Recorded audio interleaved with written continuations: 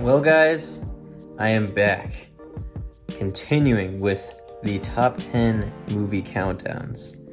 In this video, I'll be counting down what I believe are the best drama films of all time. And really that's just any movie that I consider to be a drama film, and then I've ranked them. These are the top 10 best. So starting off at number 10, we have Mr. Smith Goes to Washington.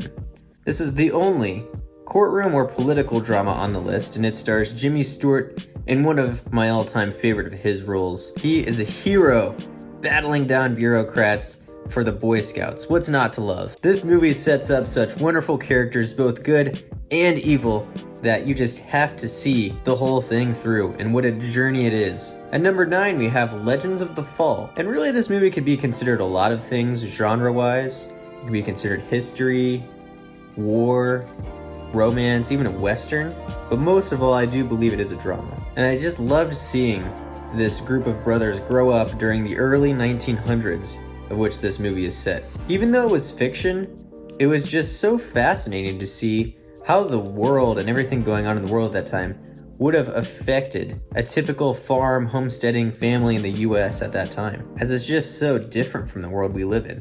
And of course, we get some great performances out of Brad Pitt and Anthony Hopkins and really everyone else involved. But yeah, this movie will have you invested from beginning to end, just seeing the ups and downs of these characters' lives. At number 8 is Little Women, and it is the most recent entry on the list, but it is a perfect example of a movie that encapsulates and embraces what we as the audience love about dramas. It's a brilliant period piece that does such a great job of transporting its viewers back into this time period with its immersive set design and costume design, but more importantly, its acting. The actors just do such an amazing job of just sinking into how a character may speak or act during that time. And you could only pull this off with such a great cast, and I'm not going to begin to list them all, but they all did an amazing job in the film. And much like Legends of the Fall, it's very easy to get invested in the lives of these sisters. I loved seeing their distinct personalities and just their journey through life. The movie chronicles them growing up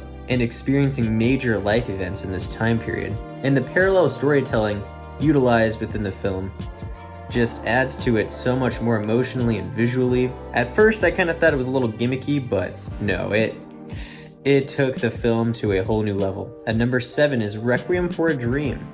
And this is hands down the most depressing movie I've ever seen and probably ever will see. I remember seeing this and being down for even a couple days afterward. The movie is about the effect that drugs can have on our lives, both illegal, recreational drugs, and even over-the-counter drugs. It presented many new lines of thought on how to perceive addictions in general. It depicts this downward spiral that drugs can have on a person's life so perfectly, and also totally encapsulates feelings of loneliness and hopelessness that I've never before seen in a film and hope to never see again. From the same director of Requiem for a Dream, we have our number 6, The Wrestler. And while it's not as depressing, don't expect a feel-good sports movie. This is a character study about a washed-up wrestler past his prime. And even though most of us aren't in his shoes, it's pretty easily relatable emotionally at pretty much all times. This is easily Mickey Rourke's best role, and it's a heartbreaking one. Speaking of heartbreaking, I don't care who you are, my number 5, Good Will Hunting, will have your eyes watering. There is so much emotion packed in here about this directionless genius played by Matt Damon and his relationship with his psychiatrist played by Robin Williams in one of his best roles. Everyone should see this movie, even for just the lessons found within. And while this movie is heartbreaking, it is somehow simultaneously heartwarming. It's a very odd mix that somehow this movie pulled off and somehow doesn't clash tonally. At number 4 is Forrest Gump, and really what else is there to say about this movie? Over the past few years, I've noticed it's become cool to hate on it for some reason, which is unfortunate because it really does deserve all the praise it's gotten. From the acting, of course, which I think is probably Tom Hanks' best role, or to the groundbreaking CGI. But really what makes this movie so great is the story within. Watching Forrest encounter all these obstacles in his life and deal with them in a way that the typical viewer probably wouldn't is comedic. It can be shocking, but it's usually heartwarming, and it makes you fall in love with Forrest himself. Watching his whole journey throughout is just so enjoyable. At number 3 is The Shawshank Redemption.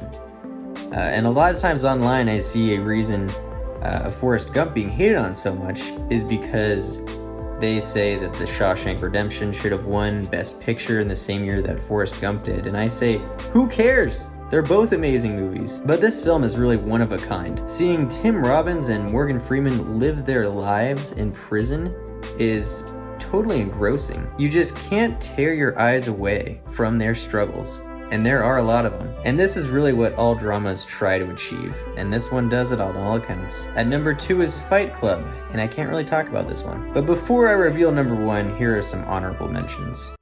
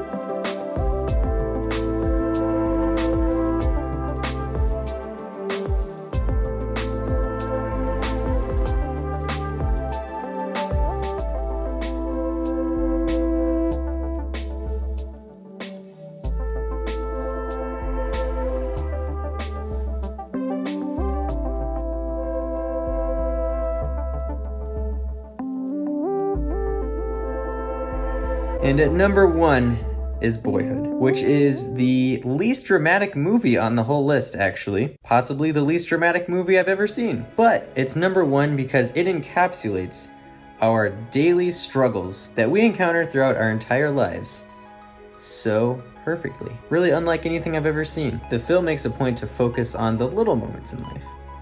A car ride, going bowling, or even an everyday conversation. As opposed to the bigger moments in life we tend to place an emphasis on, like getting married or graduating. For those of you who are unaware of this movie, the whole thing was shot over a period of 12 years with the same actors playing their roles throughout this 12-year period. As viewers, we witness a boy named Mason grow up before our very eyes. And guys, filming over this period of 12 years was not a gimmick. The effect would not have been the same having had used different actors to accomplish this story. But even more importantly, we get a much more accurate depiction of the years the movie is portraying, as opposed to if you just filmed a movie, let's say in 2013 that takes place in 2002, you're going to have a much different perspective on the year 2002 than you would have had back then. It's going to be more skewed. By filming it this way, Richard Linklater, the director, was able to accomplish getting a more true perspective of the passage of time. And you can see this throughout the entire movie. What music was popular, what clothes people were wearing, the cars, what people were even talking about during those times. If he had filmed this film in 1 year with different actors, playing the different age ranges of the characters, it would not have had any effect really, or at least not even close to the same effect that it did. The perspective of these years would have been skewed by our modern memory of them. Every aspect of this movie is just perfect to me. Like every second of screen time, I'm just ogling over. The editing does deserve a special shout out though.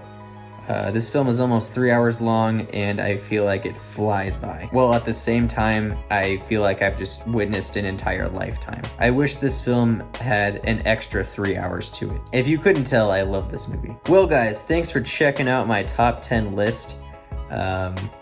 Please let me know what you thought of it in the comments below and tell me what your list would be. I'd love to see other lists on top 10 drama movies. It's not a list I see often. Well guys, please make sure to like and subscribe, and I'll see you for my next review.